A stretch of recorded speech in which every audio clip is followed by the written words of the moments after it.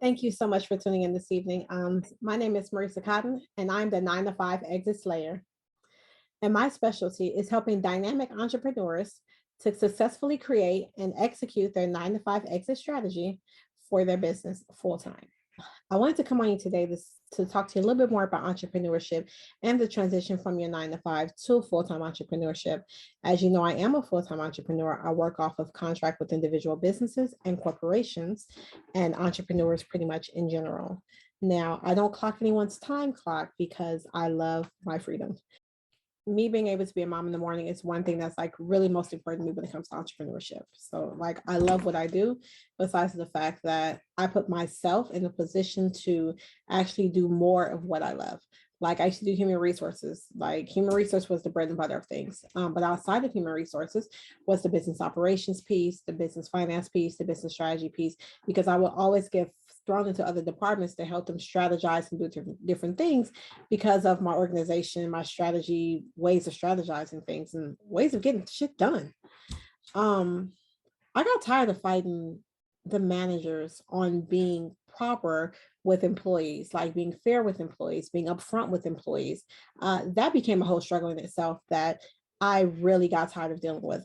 So entrepreneurship was for me because I was able to do things my way and to pretty much run things my way and live life on my terms.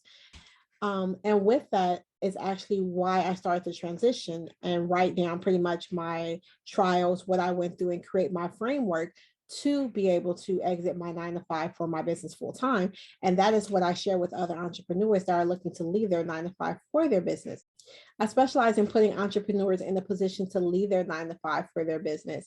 I also assist small business with building solid foundations for their business, their operations, their workflows, and their strategies, and make sure their business finances are in place. When it comes to your foundations, your marketing, advertising, your branding, when it comes to the actual strategies and workflows for your employees, your policies, procedures, business finances, taxes, like compliance, like that may not be you, but that's where I come in at to help you build those foundations that you need to properly sustain while you may know your craft. My job is to help you so that your craft can be profitable and sustainable for what it is you're trying to do, right? Exactly. So I wanted to share with you today 3 of the steps that you need to prepare to leave your 9 to 5 for your business. These are some of the steps that I teach in my 9 to 5 exit strategy workshop.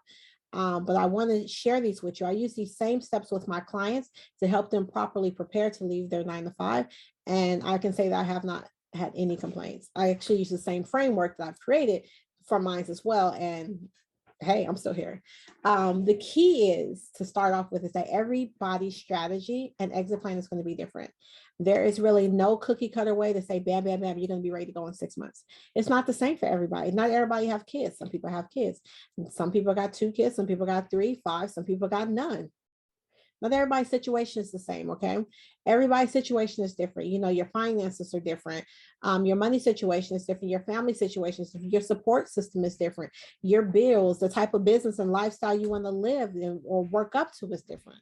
So everybody's situation is different. But what I do help you do is to prepare an exit strategy that will help you to maintain the situation in which you are comfortable living in and what that will look like for you, what you would need to do to get there and what that kind of looks like when you get there and for you to sustain it. Okay.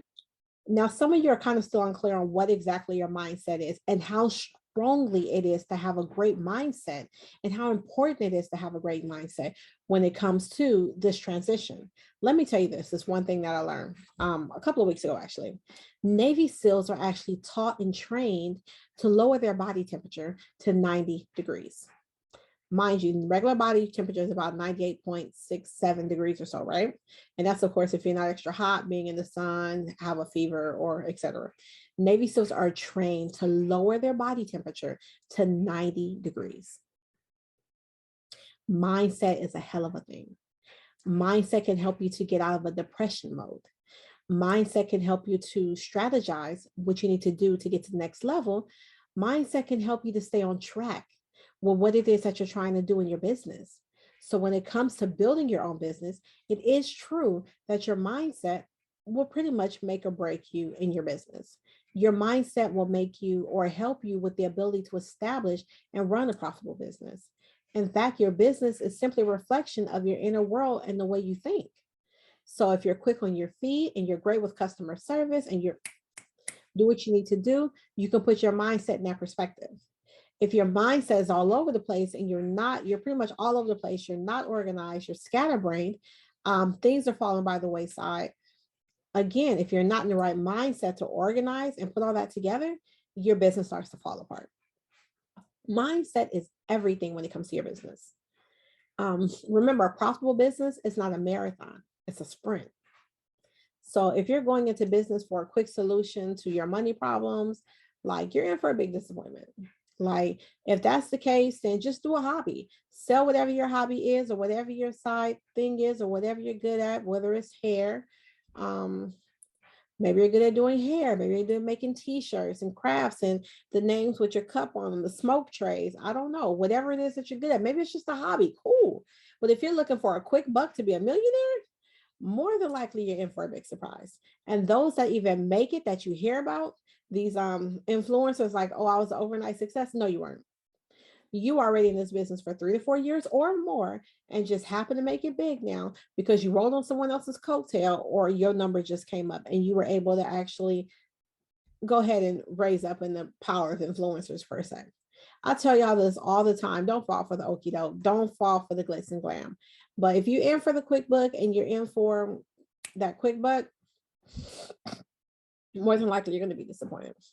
It takes time for a profitable business to build up. You need to take consistent actions every day and have realistic expectations to help your business grow. Remember, what you put in your business is what you're going to get out of it. If you half-ass your business, you're going to get half-ass results. You agree? I mean, that's what happens in life, right? When you half-ass a situation, you half-ass put something together, you half-ass cook dinner, it may not be the best, right? So remember that. Another thing is you need to be willing to get uncomfortable. That was a big thing for me when it came to mindset. For me, I was comfortable in my shell. And for those that know me, and when I first started my business, you didn't really see me on camera. You saw my logo, you saw my postings. You may have seen things I may have posted on Instagram, but you never really saw me. You may have heard me if I said something, but you never really saw me because my mindset was in the right place for that. I had to learn to put my mindset in that place for me to be comfortable with being uncomfortable.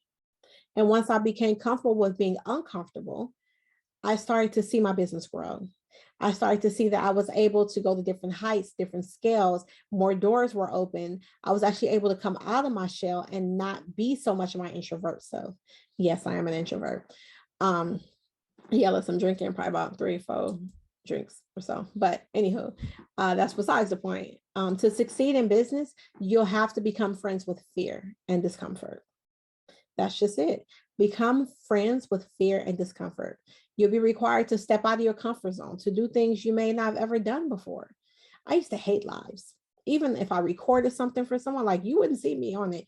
You'll see any and everything else on it, but you won't see me, okay? Whether it was public speaking, videos, networking, or anything else that you find scary, you'll need to put yourself in a position to put yourself out there so that you'll be bigger than you were before. And I'm preaching to the choir because I need to do that myself more. But after you do it a few times, you'll find yourself getting a little bit more comfortable with it.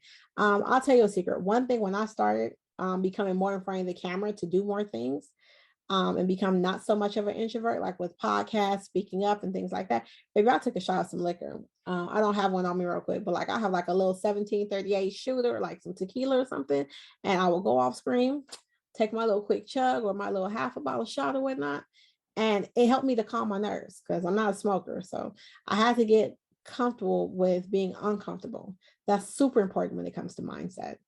Another thing is another piece when it comes to leaving your 9 to 5 for your business is your plan. What's your plan?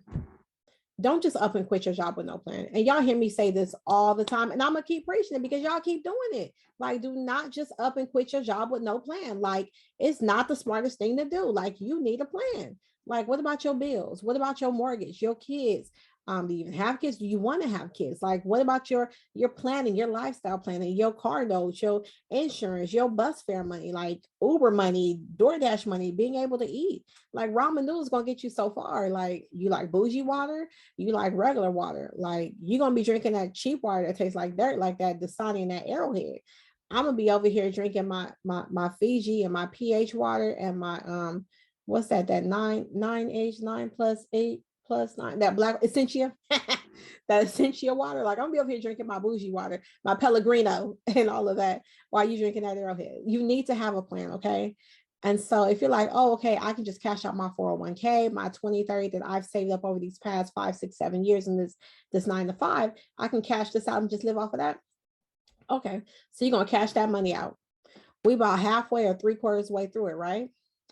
What if something happens like, I don't know, God forbid, what if something happens like your car breaks down or it's totally lost or totaled out, your insurance doesn't cover everything, or the gap insurance passed, or you were upside down on your payments, any little thing, you may need more of a money to put down on the car because your credit score is not as good anymore. Like what if your house burns down or your apartment catches on fire, or something of that nature, we have an emergency or something like that. Now, if you don't have, and I will say, if you don't have rental coverage, you live in an apartment, you need to get rental coverage, because if something should happen to that apartment, the apartment's insurance is only going to pay for the walls, the fixtures, the pipes, the sinks, the things like that of that nature. It's not going to cover any of your belongings. So what happens if something happens tomorrow? What happens if you get pregnant? You never know. What happens if you get an illness and you need money for medical bills? You just took your savings nest, your emergency savings nest, and you cashed it out because you was tired of going to work every day. Because you just felt that you could do better, and you just gonna up and quit your job and just run this business because this business is gonna boom and everything. But like it's gonna boom, but you got a plan to help it get there. Like don't just up and quit your job with no plan. I'm sorry, that's just my 2 cents. I've seen people cash out their 401k plans, and I've actually seen life happens. Life happens. It does. And when it happens, it's really not about how it happens. It's all about what you're going to do to get around what happened.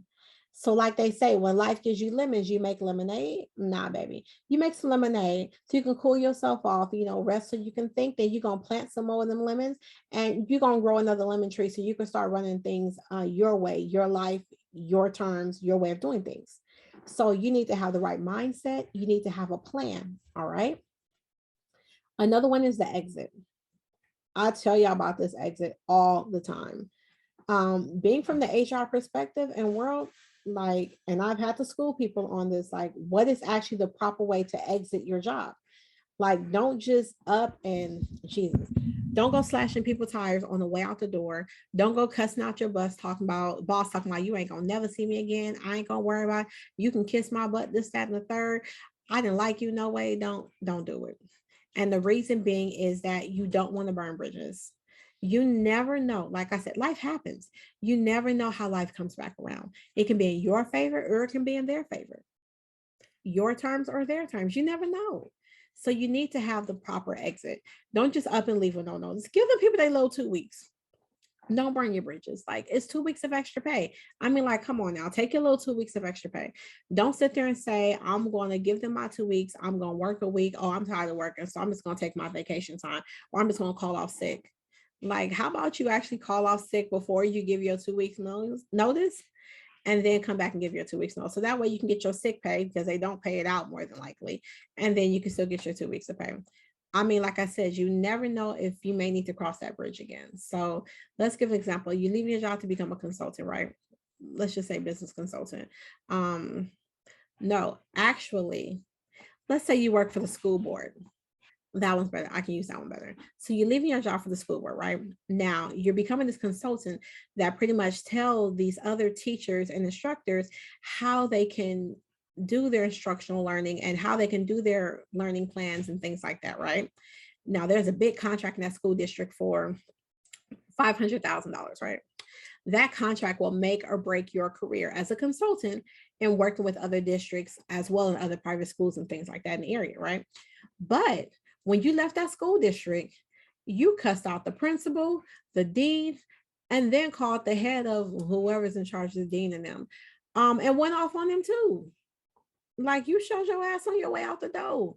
You think you about to get that contract? Okay, you can pray all you want on your knees. We can spray some holy oil. This is some hand sanitizer. We can spray that, burn some sage. We can have your crystals. Where my crystals at? I don't know. They around here somewhere. You can have your crystals. You can have all that. Burn some sage. But your percentage or chance of likeness of getting that contract, it went down. Real shit. And you know that. So don't be rude on the way out. Like, it can be something that can really make or break you, or make or break your career that you're entering into and creating for yourself. Give them their 2 weeks, remain face, save face, be professional, just give them a little 2 weeks. At the end of the day, what? You're going to act the ass. People going to talk about it, make fun about it, talk about it for a little bit, and then they're going to stop talking about it. They're going to replace you. They're going to miss you. They're going to go about their business. So what's really the point? I mean, honestly, silence is actually the best way to kind of get back at someone, because they're looking for you to clap back. So, I mean, that's why cussing people out is not going to help. So why even clap back? That's another example. The whole point is that you never know. You never know who, what, when, where, why, or what's going to come back around. So stay professional, save face, exit with grace. We're better than that. We're better than the bullshit that your 9 to 5 may put you through. We're better than the harassment that you may have come across or received. We don't need to stoop down to their level. We're better than that. And that's the whole part. That's pretty much part of the reason why you're leaving in the first place, right? Because you're better than what they're giving you, right? So why sit there and go backwards? It doesn't make any sense, right? Now, some of y'all can justify cussing some people out, and I get it. I understand that. You're gonna have them people you come across, but at the end of the day, we really need to do better. We need to do better as a people. We need to do better as representation. Like, they already look for, like, the little black girl attitude. They looking for me to clap back and for me to this, that, and yada, yada, yada. But they want me to go back and be that person I was 10, 12, 15 years ago. But I'm not gonna give them the satisfaction of that. You're not gonna be able to put the label on me. And nah. My daddy taught me better than that.